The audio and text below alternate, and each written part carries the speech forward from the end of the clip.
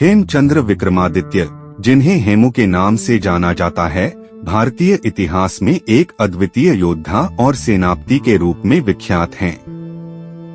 वे भारत में अंतिम हिंदू शासक थे जिन्होंने दिल्ली की गद्दी पर अधिकार किया था। हेमू न केवल एक कुशल सैन्य रणनीतिकार थे, बल्कि एक अद्वितीय शासक भी थे जिन्होंने मुगलों के साथ निर्णायक युद्ध लड़ा।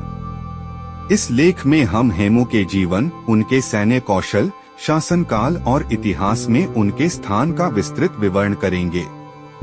एक प्रारंभिक जीवन और पृष्ठभूमि। हेमचंद्र का जन्म 1501 में हरियाणा के रेवाड़ी नगर में एक सामान्य व्यापारी परिवार में हुआ था। उनके पिता एक साधारण व्यापारी और पंसारी थे। हेमू ने एक साधारण वातावरण में परवरिश पाई, लेकिन वे बचपन से ही कुशाग्र बुद्धि के थे। उन्होंने भारतीय दर्शन, राजनीति और सैन्य कौशल की शिक्षा प्राप्त की। उनके ज्ञान और कौशल ने उन्हें समाज में अलग स्थान दिलाया। मुगल और अफगान संघर्षों के बीच पले बढ़े हेमू का जीवन युद्ध और सत्ता संघर्षों के माहौल में बीता। उनके शुरुआती जीवन में विपरीत परिस्थितियों ने उन्हें दृढ़ निश्चयी और साहसी बनाया। 2 शेर शाह सूरी और हेमू का करियर। मुगल शासक बाबर की मृत्यु के बाद भारत में मुगलों के खिलाफ अफगान सूरी वंश ने शक्ति का संचार किया। शेर शाह सूरी के नेतृत्व में दिल्ली सल्तनत पर सूरी वंश का अधिकार हुआ। इस दौरान हेमू ने अपना करियर सूरी साम्राज्य के अधीन एक सैनिक के रूप में शुरू किया। शेर शाह सूरी और उनके उत्तराधिकारी इस्लाम शाह ने हेमू की क्षमताओं को पहचाना और उन्हें धीरे धीरे साम्राज्य के महत्वपूर्ण पदों पर नियुक्त किया। उनकी कड़ी मेहनत और अद्वितीय रणनीतिक कौशल के कारण हेमू को धीरे धीरे प्रधानमंत्री का पद भी प्राप्त हुआ। 3 इस्लाम शाह सूरी के अधीन योगदान। इस्लाम शाह के शासनकाल में हेमू एक मुख्य सैन्य अधिकारी बने। इस दौरान उन्होंने कई विद्रोहों को कुचला और सूरी साम्राज्य की स्थिरता बनाए रखी। अफगान सरदारों के साथ संघर्ष और मंगोलों के खिलाफ अभियान में उन्होंने अपनी वीरता और सामरिक कौशल का परिचय दिया। इस्लाम शाह ने हेमू की क्षमताओं को देखकर उन्हें व्यापार और प्रशासन का प्रभार भी सौंपा। हेमू ने इस दौरान अपनी लोकप्रियता और प्रभाव बढ़ाया, जिससे वे सूरी साम्राज्य में अत्यधिक सम्मानित हुए। उनकी कुशलता के कारण अफगान साम्राज्य में स्थिरता बनी रही, जिससे हेमू का कद और बढ़ा। 4 सिकंदर शाह सूरी और हेमू का उदय। इस्लाम शाह की मृत्यु के बाद सूरी साम्राज्य में आंतरिक कलह शुरू हो गया और सिकंदर शाह सूरी ने सत्ता हासिल कर ली। सिकंदर शाह सूरी के शासनकाल में मुगलों के खिलाफ संघर्ष बढ़ गया। इस समय हेमू ने मुगलों के बढ़ते प्रभुत्व के खिलाफ अभियान चलाया और उन्हें हराने के लिए कई सफल युद्ध लड़े। सिकंदर शाह के पतन के बाद हेमू ने स्वतंत्र रूप से दिल्ली पर अधिकार किया और स्वयं को राजा विक्रमादित्य की उपाधि दी। उनके शासन ने दिल्ली में हिंदू सत्ता की पुनः स्थापना की। 5 पानीपत की दूसरी लड़ाई 1556। अकबर के शासनकाल के प्रारंभिक समय में हेमू और मुगलों के बीच संघर्ष शुरू हुआ। हुमायूं की मृत्यु के बाद अकबर की सेना दिल्ली और आगरा पर अधिकार जमाने के प्रयास में थी। हेमू ने इस चुनौती को स्वीकारा और दिल्ली और आगरा पर अधिकार कर लिया। 1556 में हेमू और अकबर के बीच पानीपत की दूसरी लड़ाई हुई। पानीपत की दूसरी लड़ाई भारत के इतिहास में निर्णायक मानी जाती है।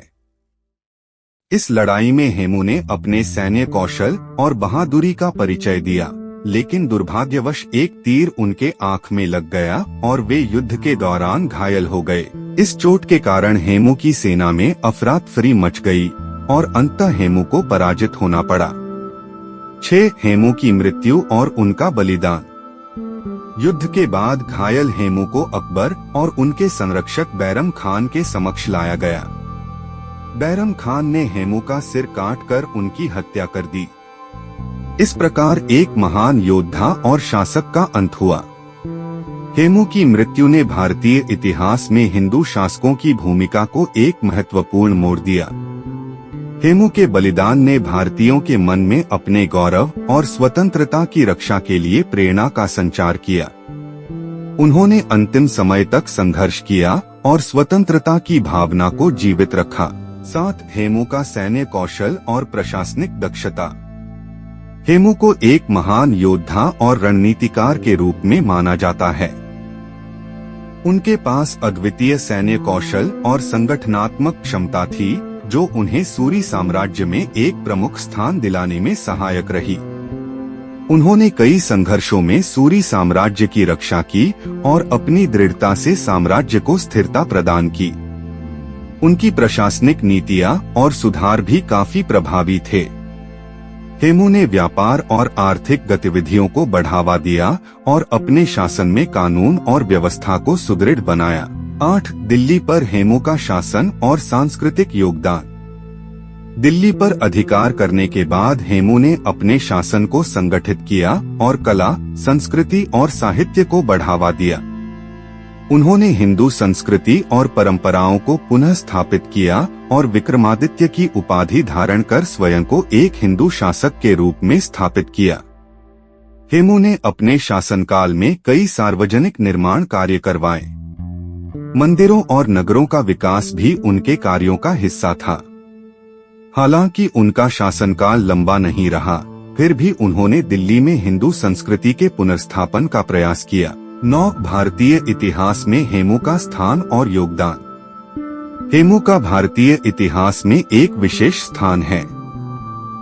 वे अंतिम हिंदू शासक थे जिन्होंने दिल्ली पर शासन किया। उनका जीवन और संघर्ष न केवल वीरता और साहस का उदाहरण है, बल्कि एक स्वतंत्र और समर्पित शासक की प्रेरणादायक कहानी है। उन्होंने अपने जीवन के अंत तक मुगलों के सामने घुटने नहीं टेके और अपने देश की आजादी के लिए बलिदान दिया। भारतीय इतिहास में हेमू का योगदान और उनका बलिदान विशेष रूप से स्मरणीय है, क्योंकि उन्होंने एक साधारण परिवार से उठकर उच्चतम शिखर तक पहुंचने की मिसाल कायम की। हेमू भारतीय इतिहास के उन महान नायकों में से एक थे, जिन्होंने स्वतंत्रता, साहस और त्याग की भावना को जीवित रखा। उनका जीवन हमें यह सिखाता है कि विपरीत परिस्थितियों में भी सफलता प्राप्त की जा सकती है। उन्होंने हिंदू शासन की पुनः स्थापना का प्रयास किया और अपने बलिदान से अमर हो गए। हेमू का संघर्ष और उनका बलिदान भारतीय इतिहास में एक महत्वपूर्ण अध्याय है, जो आने वाली पीढ़ियों के लिए प्रेरणा का स्रोत बना रहेगा।